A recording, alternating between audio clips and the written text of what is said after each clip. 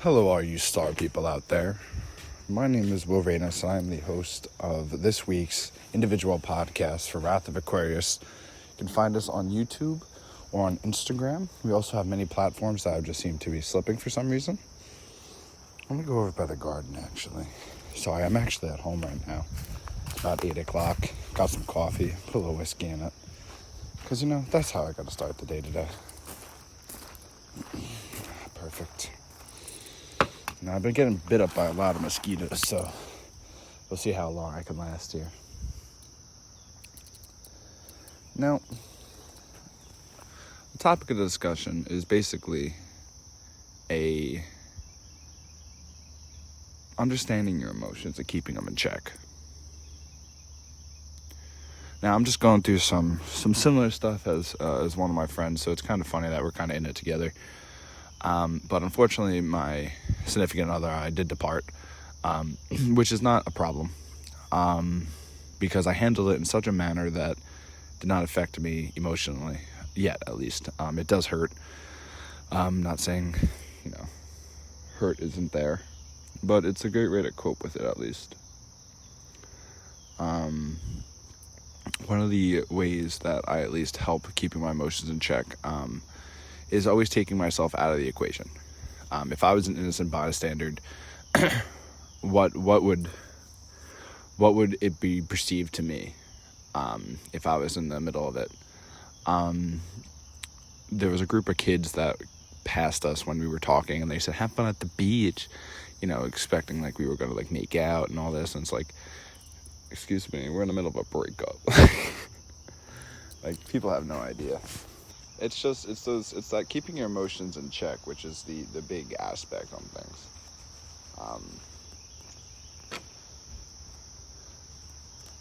I saw her yesterday. I went to her house yesterday as friends. We helped tidy her room.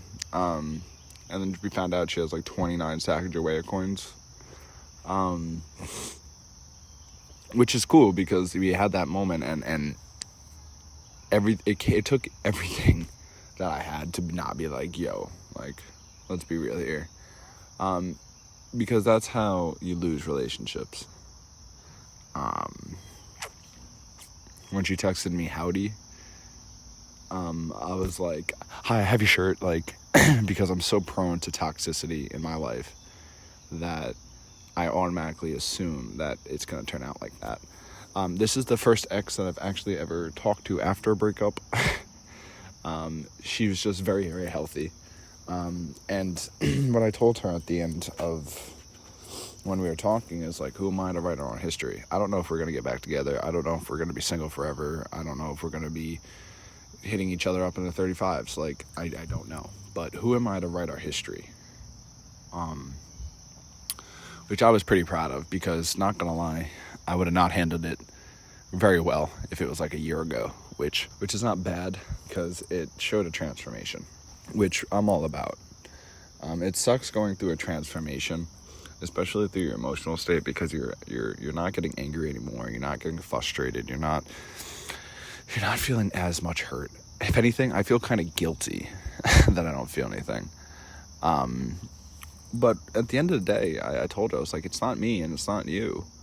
I think we finally hit a point in my life where I could actually have a professional. I was going to say professional.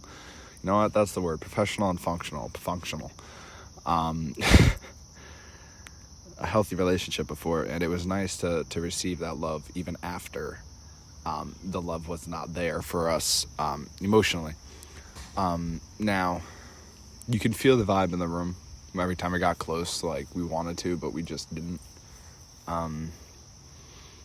And that's where keeping yourself third person. Now, when I mean third person, I mean a third person out of state. Meaning kind of like that you lift your body up and you're kind of watching yourself on autoplay. You ever have one of those movies where the narrator's actually him, but it's actually them talking? I think it was a Jim Carrey movie.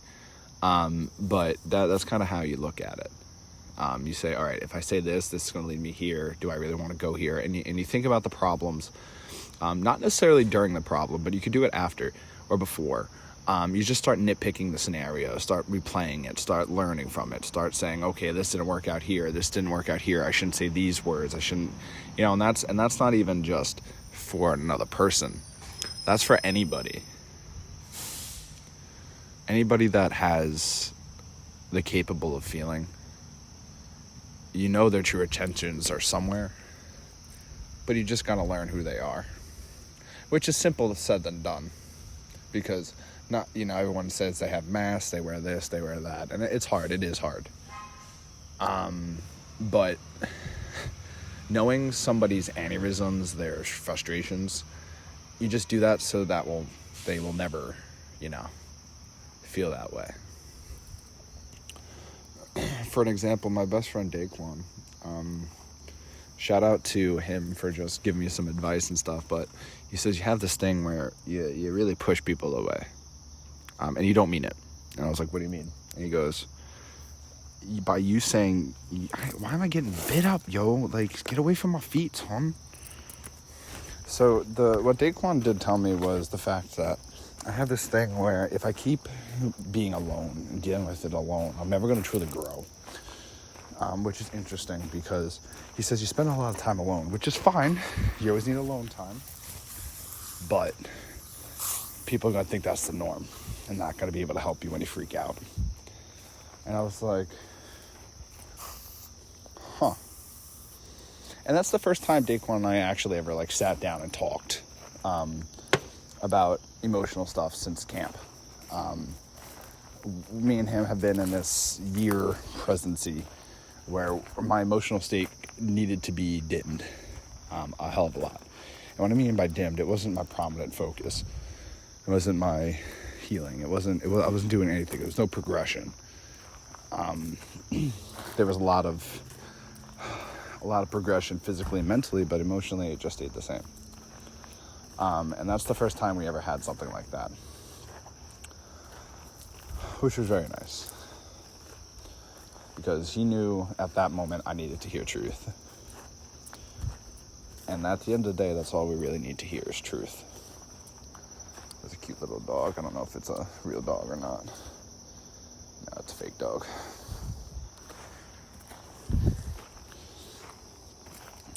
That wasn't the truth.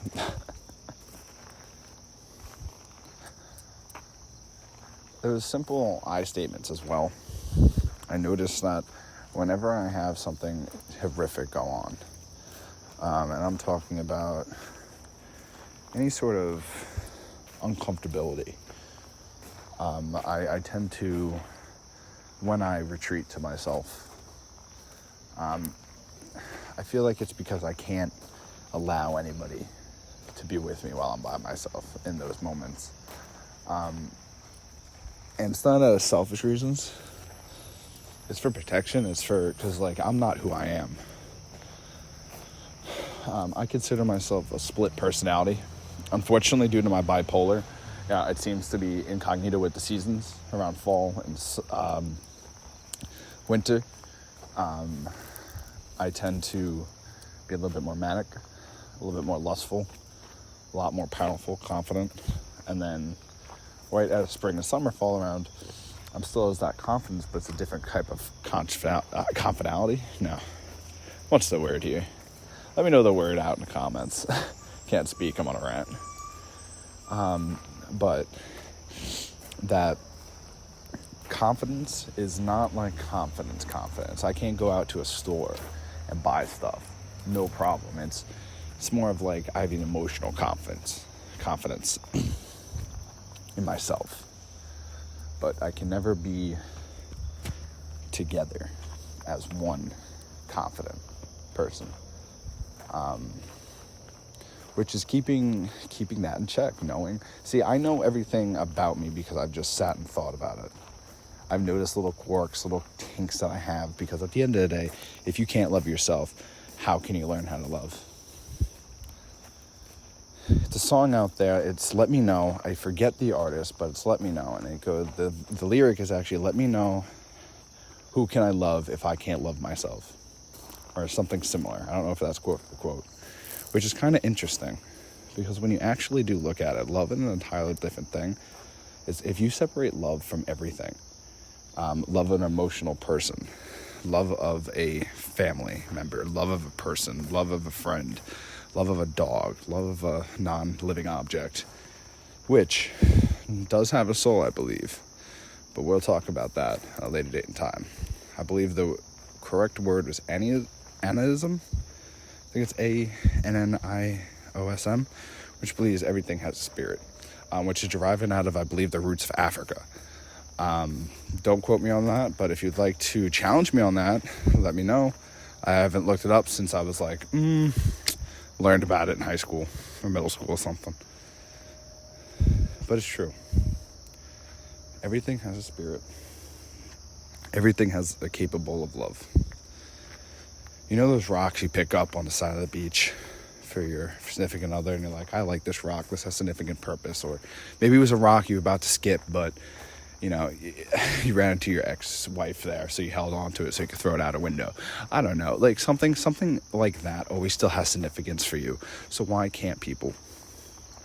Non-living objects have the capable of your love. Unconditional. Because it won't leave. Unless you throw it out your ex-girlfriend's window. I said ex-wife. Whew. I'm not going to throw anything at my ex-girlfriend's window. We're on a great term. Maybe another ex of mine. But not her. It's just so nice to joke about it. Because I know in a couple of days I'll probably be feeling a little bit more. But that's okay. It's just the loneliness people can't get over. But as long as you got friends, family, which family for me, I had to make my own family out of my friends. So when I talk about my family, I'm talking about my brothers and sisters. And my mom, of course. Something you're looking forward to. All those things can contribute to keeping your emotions in check. Because you're not worried about the problem. I read an article that humans are actually, because we're such in a civilized environment, we're not worrying about X, Y, and Z out in the wilderness. So all we have to do is just sit and think. And when we think, it's a problem. Because you start overthinking. And this is why humans have the illnesses we have for mental disorder. Yes, I know some of them are hormonal imbalance, but a good contributor is because we're stuck in our house 24/7. Go to work, clock in, go home, go out with your friends, but you always come home and you just sit and think. You have hours to yourself. So what do you plan to do on those hours? I'm going to leave this with, actually, it's going to be a little short podcast today because I'm a little bit late. I decided to do it in the morning. Because it's really the best time to do it, for me personally. You got the birds chirping, the mosquitoes slurping, and I'm out here delarping. But I wanted to leave you guys with kind of a question, kind of like a chart, like, you gotta do this. I want you, because when you're alone, just talk to yourself. Think about a scenario that's been weighing on your mind. And what is that root problem? How can I solve it? If I can solve it. And if I can't solve it, why can't I just be okay? I'm the type of person that lives day by day. I don't follow under the Roman Greco calendar of Monday, Tuesday, Wednesday, and months and stuff. I do acknowledge it for civilization's sake. But really, whatever happens today, which is going to be awesome because we're actually going to be doing some stuff here on WOA Podcast. So I want you guys to follow out, I believe, this Saturday. We're having a guest coming on. You guys are probably going to hear about it next week, but just a little shout out to them. I'm really excited today to get that healing I deserve. Wow, that was really egotistic of me. I deserve healing. Yeah. Think about a scenario that you're unfortunately in. And did you say everything that you wanted to say the way you said it? Because at the end of the day, ain't nobody got you but you. Doesn't mean ain't nobody got you back for you.